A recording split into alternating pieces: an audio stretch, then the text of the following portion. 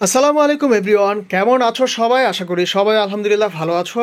আজকে তোমাদের কিন্তু ঢাকা বিশ্ববিদ্যালয়ের খ ইউনিটের পরীক্ষা অনুষ্ঠিত হয়েছে এবং তোমরা পরীক্ষা দিয়ে কিন্তু ইতিমধ্যেই তোমরা কোশ্চেন যেটা ছিল সেটার সমাধান কিন্তু মিলিয়ে ফেলেছো এবং অনেকে একটা ধারণার মধ্যে পড়ে গিয়েছো যে আমি এত পেতে পারি, এতটুকু পেতে পারি, আমার চান্স হবে কিনা, অনেক বিষয় তোমাদের জানার আছে।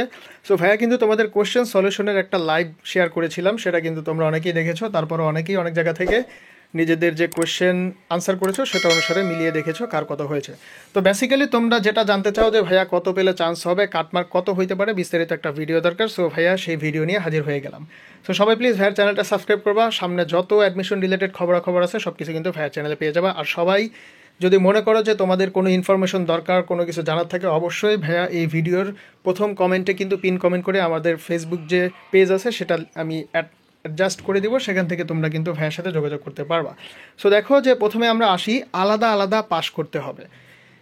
এটা তোমাদের আলাদা আলাদা পাস মানে আমি একটু বুঝিয়ে বলি। তোমাদের যে কয়টা সাবজেক্টের উপরে পরীক্ষা হয়েছে তোমরা জানো যে বাংলা, ইংলিশ, জিকে তিনটাতে কিন্তু তোমাদের আলাদা পাস করতে হবে। এই সম্পর্কে আমি আসবো।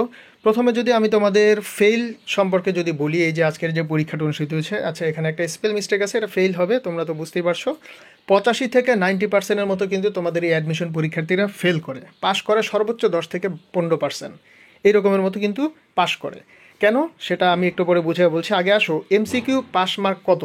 তোমাদের এইবারের যে সার্কুলার সেখানে বলা ছিল বাংলায় কমপক্ষে তোমাকে 5 পেতে হবে, এমসিকিউতে ইংলিশে কমপক্ষে 5 পেতে হবে এবং জিকেতে কমপক্ষে তোমাকে 10 পেতে হবে। রিটেনের পাস মার্ক বলেছে তোমাকে বাংলায় কমপক্ষে 5 পেতে হবে, ইংলিশে কমপক্ষে 5 পেতে হবে, বাট টোটাল তোমাকে কিন্তু রিটেনে 40-এর মধ্যে কত পেতে হবে? 11 পেতে হবে। এখন তুমি যদি চিন্তা করো যে ভাই আমি শুধু এমসিকিউ পাস করলাম 10, 5 5 10, আর এখানে 10 20, আর এখানে রিটেনে আমি 11 পাইলাম, এই 20 আর 11 31 হয়, আমি কি পাস করব? না।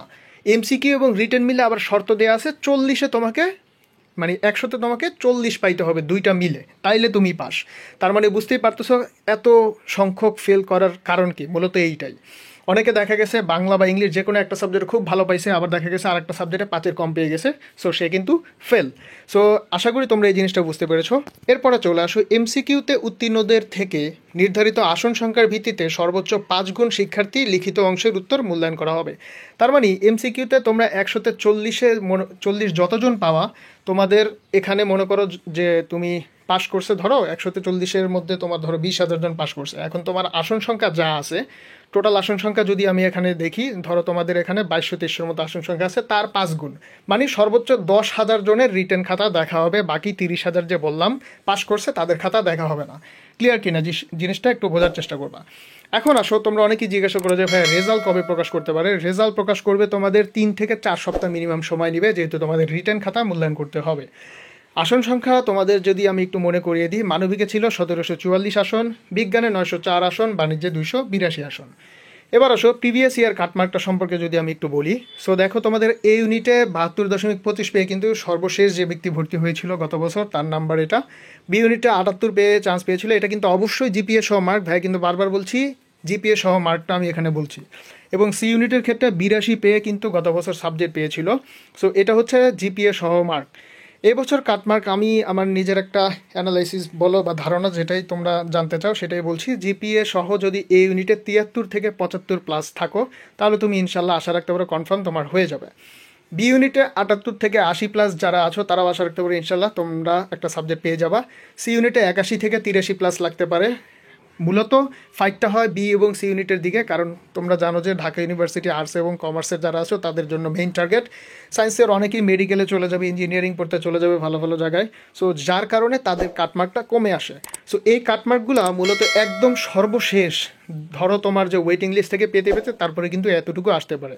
এখন এটা হচ্ছে ভাইয়ার একটা ধারণা, তারপরে তোমরা এর সাথে 1-2 মার্ক প্লাস মাইনাস করে ধরতে পারো, কোনো সমস্যা নেই। আর পরীক্ষা কেমন হলেও অবশ্যই কমেন্ট বক্সে জানাবা।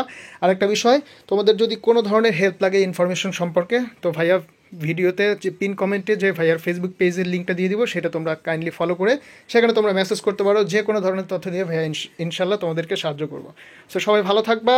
আর আজকে মন খারাপ করার কিছু নেই, কারণ সামনে অনেক পরীক্ষা আছে অ্যাডমিশনের, কেবল তো শুরু। সো বেটার হবে নেক্সটের জন্য ভালো করে প্রিপারেশন নাও যাদের পরীক্ষা খারাপ হয়েছে। আজকে এ পর্যন্তই, আল্লাহ হাফেজ।